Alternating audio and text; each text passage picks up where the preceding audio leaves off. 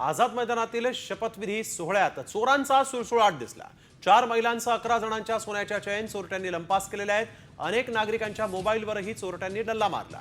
तर कार्यकर्त्यांची ₹1000 रुपयांची रोकड घेऊन हे चोर पसार झालेले आहेत। तब्बल 12 लाख रुपयांचा ऐवज लंपास झालाय। शपथविधी सोहळ्यासाठी 4000हून अधिक पोलीस तैनात होते आणि या सगळ्या पोलिसांच्या हातावर तुरी देत चोरांनी इथं 12 लाख रुपयांचा हा सगळा ऐवज लंपास केलाय। आझाद मैदानातील शपथविधी सोहळ्यात चोरांचा सुळसुळाट दिसला।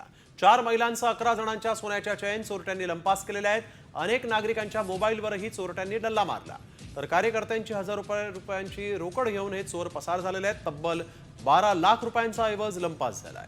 शपथविधी सोहळ्यासाठी 4000हून अधिक पोलीस तैनात होते आणि या सगळ्या पोलिसांच्या हातावर तुरी देत चोरांनी इथं 12 लाख रुपयांचा हा सगळा ऐवज लंपास केलाय।